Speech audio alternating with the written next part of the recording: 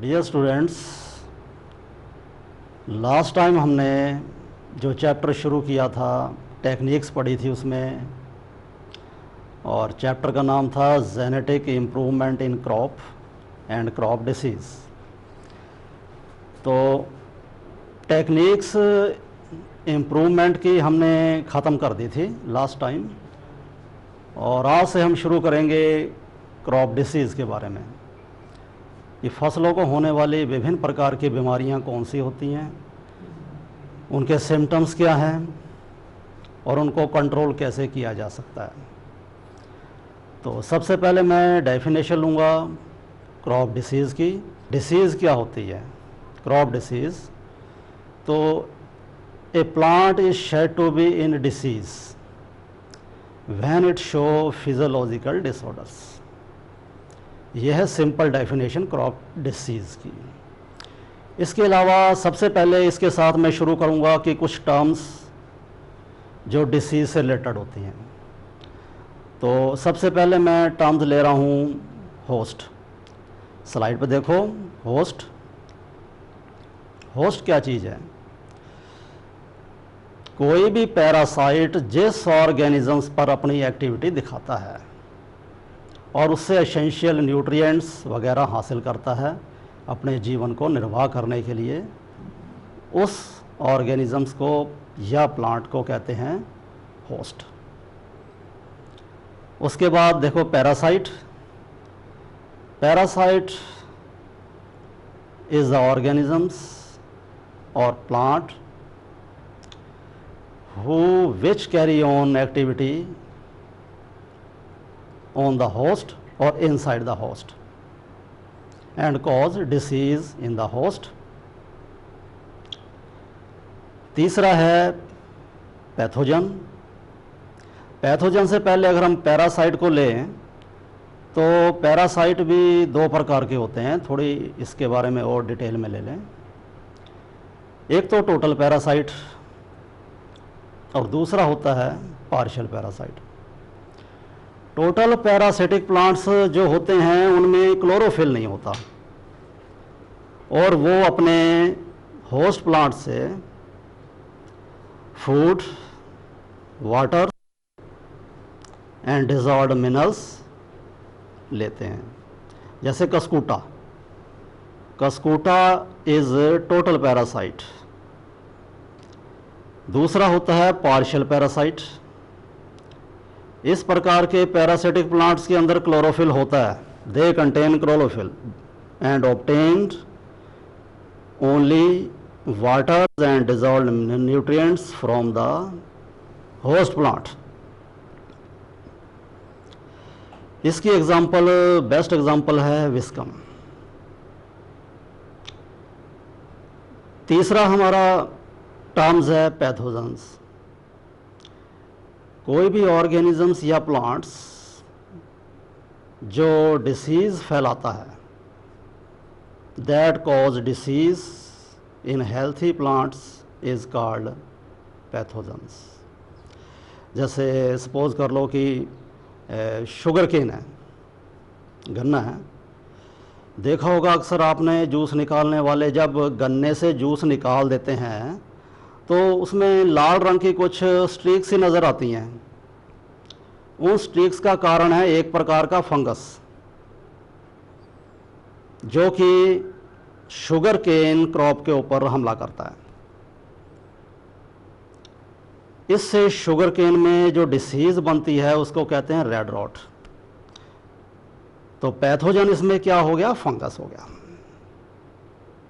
तो इस प्रकार से आगे जब हम विभिन्न प्रकार की क्रॉप डिसीज़ पढ़ेंगे तो उसमें पैथोजन्स के नाम भी आएंगे, उनको कंट्रोल कैसे किया जाता है इसके बारे में भी वन बाय वन पढ़ा जाएगा। अगली हमारी टर्म है एटायोलॉजी। एटायोलॉजी इसका मतलब है कि वो कौन कौन से कारण हैं जो किसी पर्टिकुलर डिसीज़ को क्रॉप में फैलाने का कार्य करते हैं। What are the cause that spread disease in crop plants? जैसे सपोज कर लो कि red rot of sugar cane, या कोई और एग्जांपल देख लो, लेट ब्लाइट ऑफ पोटैटो, एक और ले लो अर्ली ब्लाइट ऑफ पोटैटो। ये जो 3 डिसीज़ मैंने बोली हैं एक्चुअली ये फंगस से फैलने वाली बीमारियां हैं।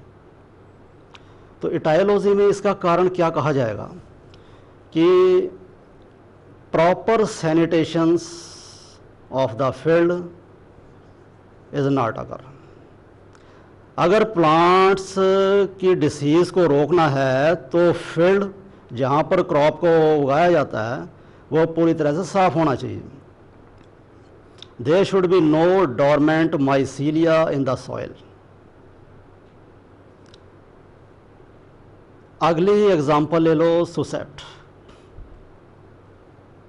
सुसेप्ट is a term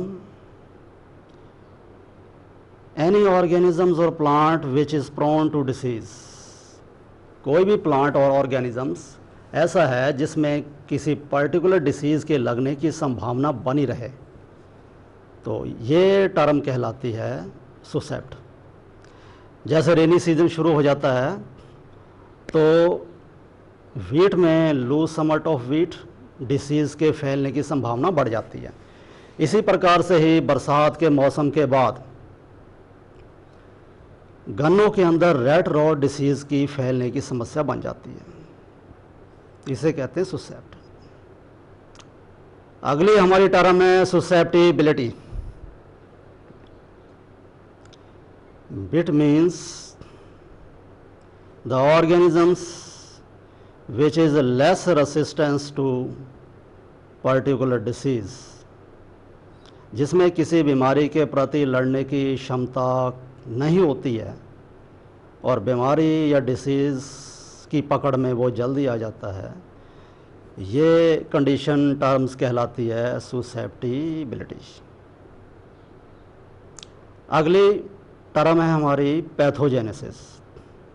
it is the interactions between host and parasite. मतलब क्या है इसका? कोई भी पैरासाइट जब किसी होस्ट पर हमला करता है तो अटैक होने वाले दिन से लेकर और होस्ट में पहला सिम्टम जब उत्पन्न होता है उस डिसीज़ का, उस दौरान पैरासाइट होस्ट की बॉडी के अंदर कौन कौन सी एक्टिविटीज़ करता है जिसके कारण की डिसीज़ उत्पन्न हुई, उनके इस कार्य को, इस एक्टिविटी को नाम दिया जाता है पैथोजेनेसिस। अगली टर्म हमारी है, स्लाइड पर ध्यान दो 8 नंबर पर, एपिडेमोलॉजी। यानी कि वो कौन कौन से कारक हैं, वो कौन कौन से फैक्टर्स हैं जो किसी इन्फेक्शियस डिसीज़ को फैलाने में सहायक होते हैं। अगर किसी पर्टिकुलर डिसीज़ की स्टडी करी जाए और ये देखा जाए कि वो कौन कौन से फैक्टर हैं that outbreak a particular disease in the field, then this term is called as epidemiology. अगली टर्म हमारी है inoculum. The part of the body of the parasite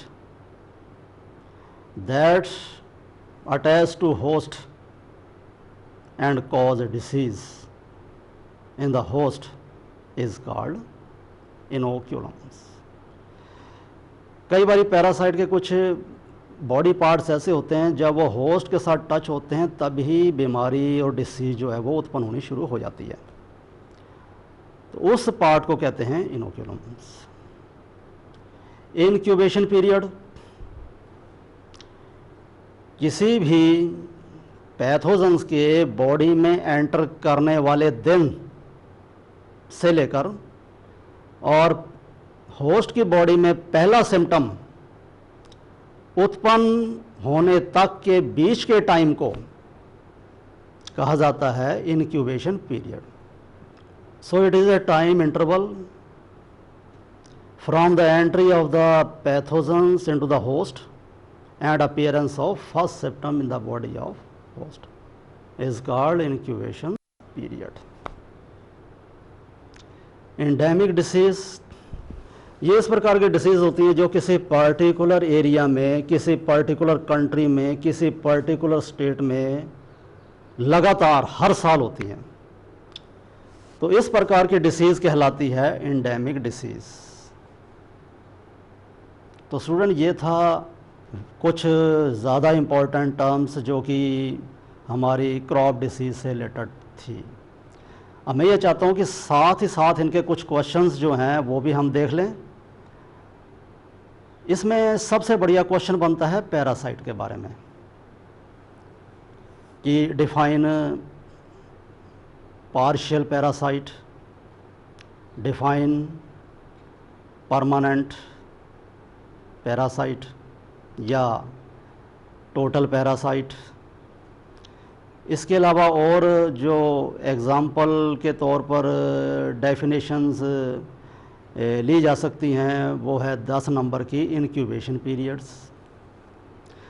तो सबसे पहले टोटल पैरासाइट, इसकी डेफिनेशन जैसे आपको बताई थी कि the parasite which takes food material, waters and dissolved nutrients from the host is called total parasite. Example के तौर पर आपको बताया था कस्कूटा, अमरबेल।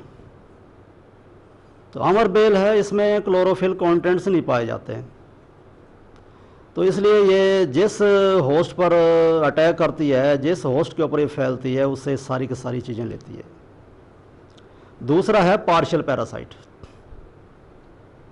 जिसकी एग्जाम्पल थी विस्कम।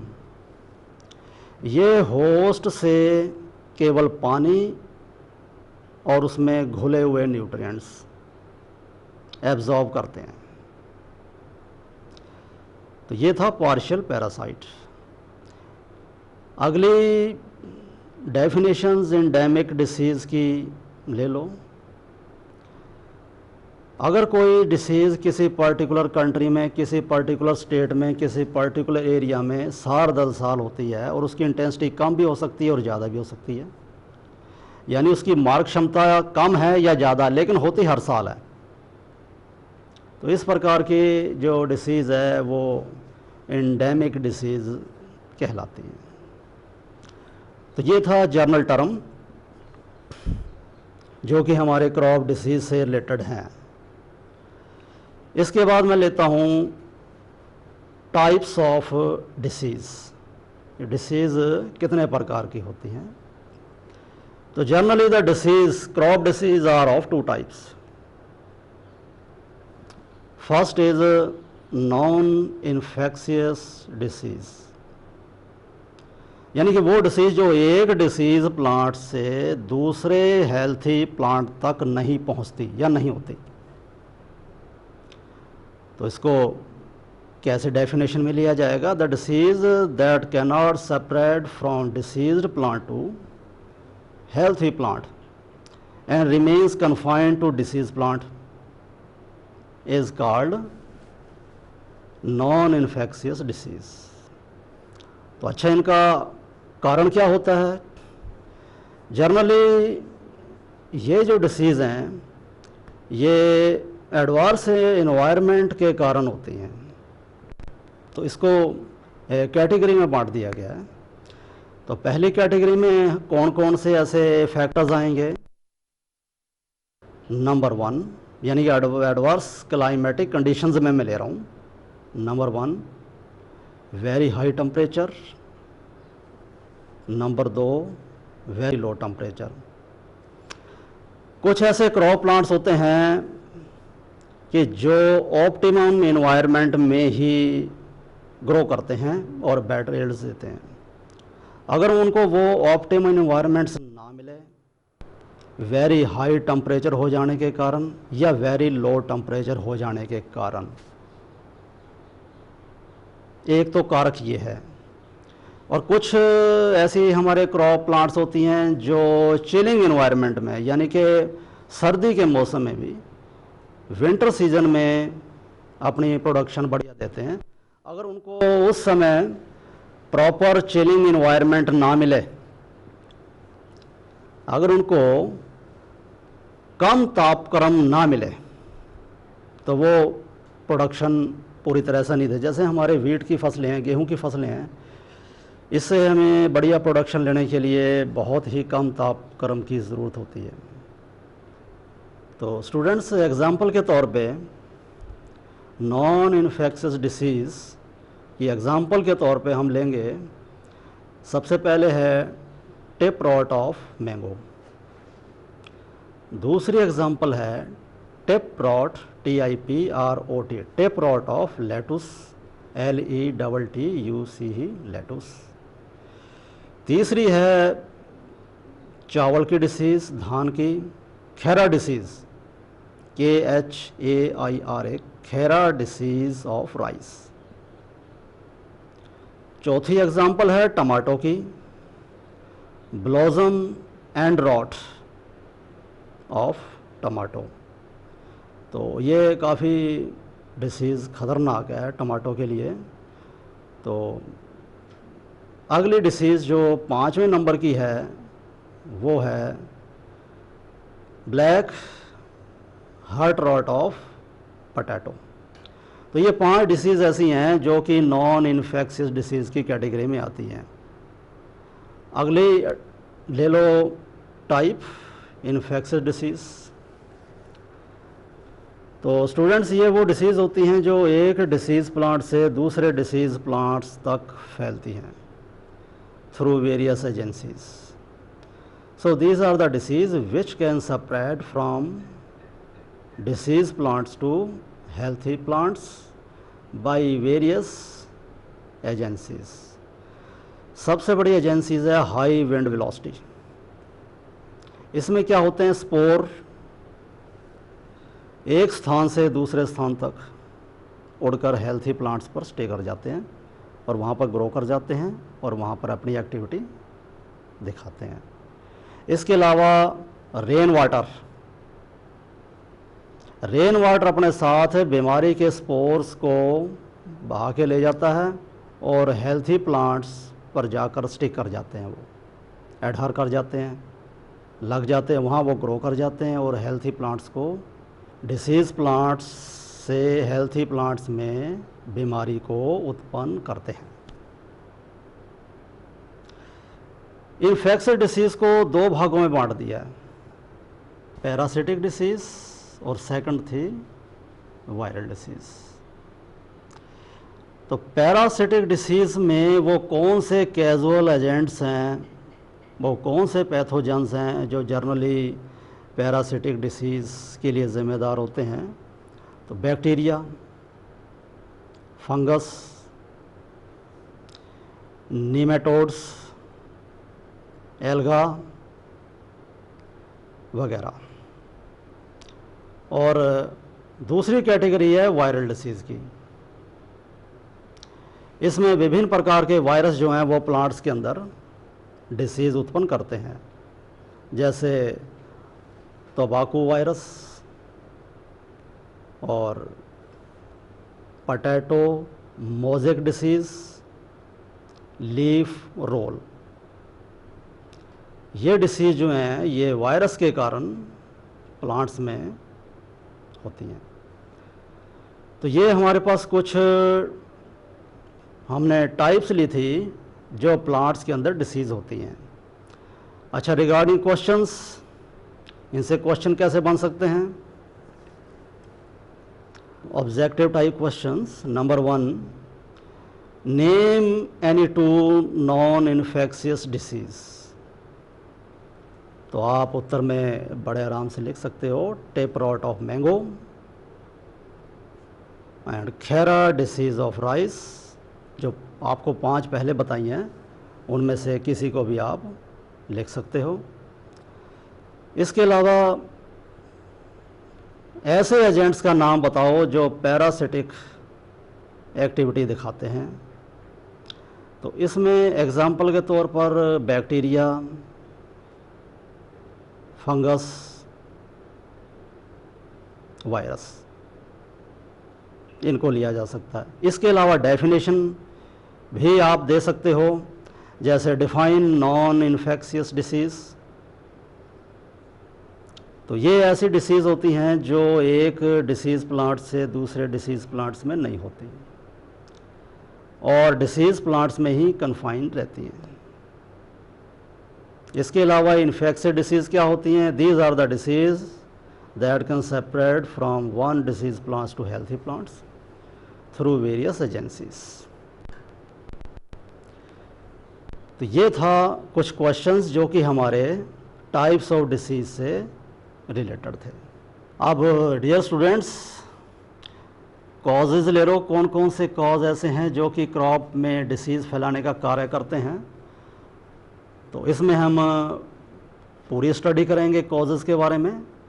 2 कॉज मैंने पीछे टाइप्स के बीच में ले लिए थे, तो यहाँ पूरे डिटेल में उसको लिया जाएगा कि वो कौन कौन से कॉजेज़ हैं जो डिसीज़ फैलाने का कार्य करते हैं। तो इनको 3 भागों में बांट दिया है।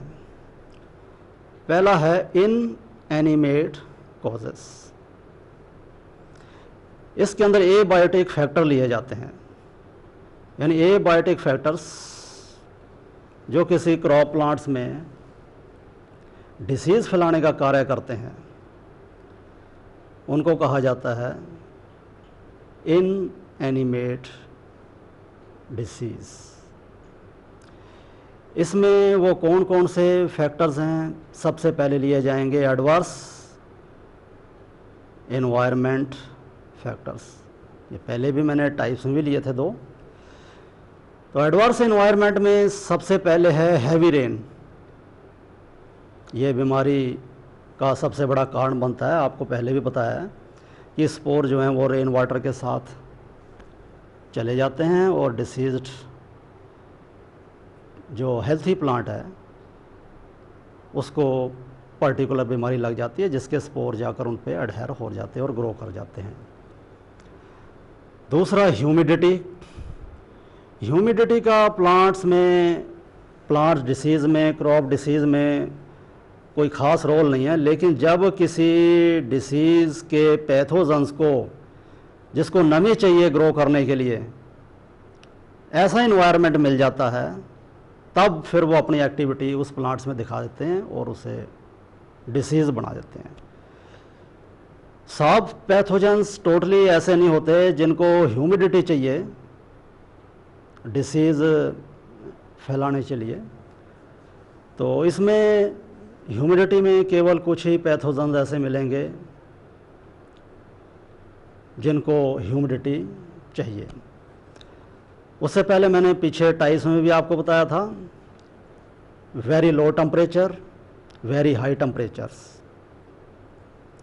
ये 2 कारण भी हैं जो कि इनएनिमेट कॉज के बीच में आते हैं और प्लांट्स के अंदर डिसीज़ पैदा करने का कार्य करते हैं। इसके अलावा केमिकल इंजरीज़, केमिकल इंजरीज़ यानी faulty applications of different type of chemicals cause various types of disease in the plants. अगर किसी केमिकल्स की एक्सेस मात्रा हम फील्ड में डाल दें या किसी क्रॉप को दे दें तो उसका असर बजाय ठीक होने के वो अपना उल्टा असर करती है। वैसे भी आप इसको कॉमनली देख लो कि सपोज़ कर लो कि कोई बीमार हो जाता है ऑर्गेनिजम्स में भी, तो डॉक्टर अक्सर ये कहता है कि आपने प्रॉपर डोज लेनी है। आप अपने आप को प्रॉपर डोज लेकर प्रॉपर ढंग से ठीक कर सकते हो। अगर उसकी एक्सेस मात्रा बॉडी के अंदर चली जाती है तो उसका फिर एडवर्स इफ़ेक्ट बॉडी पर नज़र आने शुरू हो जाते हैं। सेम कंडीशन है, जैसे कौन कौन से वो केमिकल्स हैं जो अक्सर प्लांट्स में एक्सेसिव डाल दिए जाएं तो वो अपना डिसीज़ फैलाने का काम करते हैं। Number 1 insecticides. तो इंसेक्ट मारने वाली जो मेडिसिन होती है उसकी मात्रा उचित रूप से होनी चाहिए, वरना वो प्लांट्स के अंदर एडवर्स इफ़ेक्ट दिखाती है, उसमें डिसीज़ उत्पन्न करती है और जो बेटर यील्ड्स हमें मिलनी चाहिए उससे वो नहीं मिलती है। फंगिसाइड्स। कुछ फंगिसाइड्स तो ऐसे हैं जो कि काफ़ी यूज़फुल हैं, लेकिन उनकी एक्सेस मात्रा अगर डाल दी जाए तो उनका डिसीज प्लांट्स पर तो प्रॉपर असर करती हैं वो, लेकिन जो माइसीलियम सॉइल के अंदर होते हैं उनको टोटली डिस्ट्रॉय कर देते हैं। फंगिसाइड का ये एक यूज है। तीसरा है नीमेटिसाइड्स। नीमाटोड्स को किल करने वाले जो केमिकल्स हैं वो भी अत्यधिक मात्रा में यूज़ नहीं करने चाहिए, उनकी एक उचित मात्रा होनी चाहिए। इसके अलावा वीरिसाइड्स, तो viricides are the chemicals that kills virus of the disease. तो इसकी भी एक ख़ास उचित मात्रा हमें यूज़ करनी चाहिए। तो ये जो बताए गए हैं ये फॉल्टी केमिकल एप्लीकेशंस के अंतर्गत इस प्रकार की गतिविधियाँ आती हैं जो प्लांट्स में डिसीज़ फैलाने का कार्य करती हैं, जिससे कि कल्टीवेटर्स को प्रॉपर यील्ड या प्रोडक्शन जो है वो नहीं मिलती है। तो इसके क्वेश्चंस कैसे बनाए जाएंगे जो कि ऑब्जेक्टिव टाइप हमारे लिए ज़्यादा इम्पोर्टेंस रखते हैं। इसके क्वेश्चन बहुत बन सकते हैं, जैसे कि डिफाइन फंगिसाइड,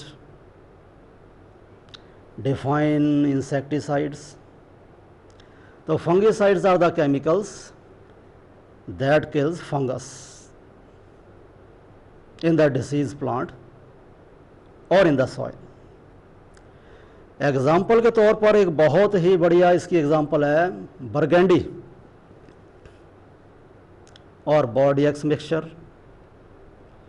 ये दो केमिकल्स बहुत ही सुपीरियर क्वालिटी के हैं जो फंगस को किल करने का कार्य करते हैं।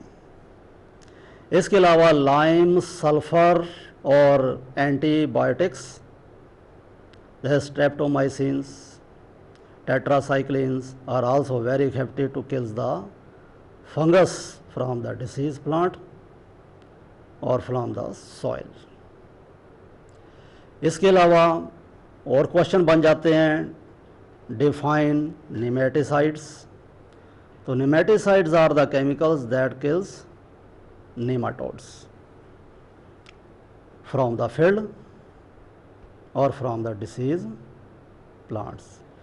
इसके अलावा सीधे क्वेश्चन भी आ सकते हैं कि what are inanimate cause of development of crop disease.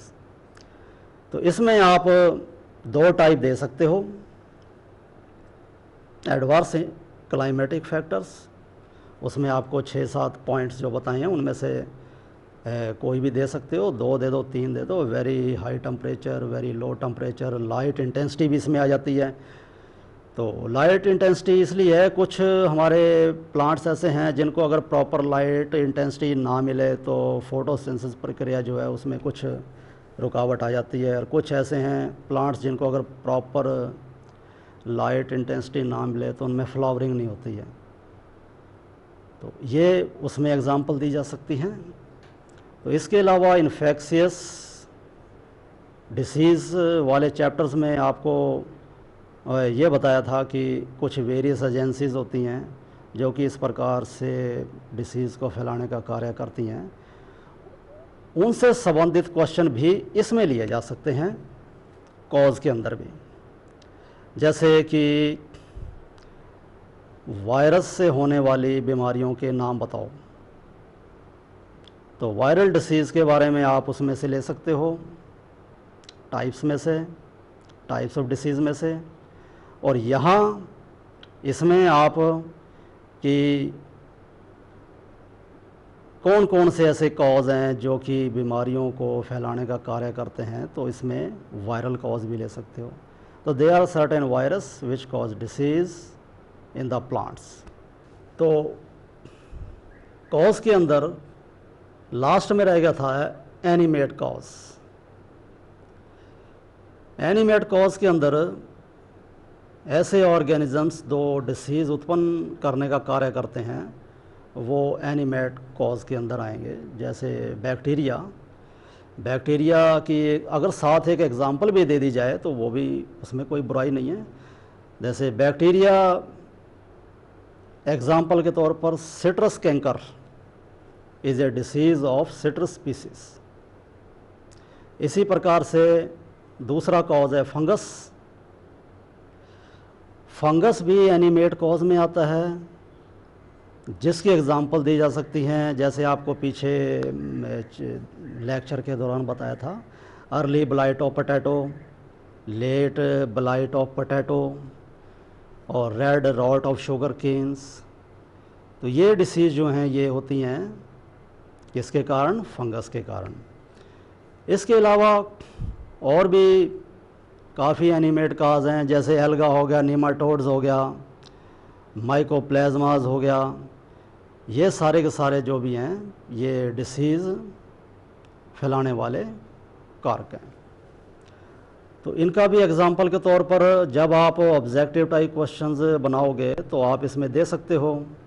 Number 1 कि डिफाइन या give any name that cause disease. तो इसमें बैक्टीरिया दे दो और बैक्टीरिया के साथ एक एग्जांपल हो जाएगी, जैसे सिट्रस कैंकर की एग्जांपल दी जा सकती हैं इसमें। और दूसरा क्वेश्चन जब बनेगा कि किसी ऐसे एनिमेट कॉज, तो फंगस से उत्पन्न होने वाली डिसीज़ के बारे में आप ऑब्जेक्टिव टाइप क्वेश्चंस के रूप में ले सकते हो। इसमें 2 नाम दे सकते हो कि early blight of potato, late blight of potato और red rot of sugar canes. तो ये वो डिसीज़ हैं जो फंगस के कारण जनरली होती हैं। तो जनरली ये रेनी सीजन्स के अंदर इस प्रकार की बीमारियां ज़्यादा फैलती हैं, क्योंकि फंगस को अपने ग्रो करने के लिए ह्यूमिडिटी की ज़रूरत ज़्यादा होती है। तो ये हमारा स्टूडेंट्स आज का लेक्चर था। आपने ऑब्जेक्टिव टाइप क्वेश्चंस भी देखे होंगे, सुने होंगे, और इसको आज आप घर जाके करो और तैयारी साथ के साथ चलती रहे तो बहुत अच्छी बात है। धन्यवाद।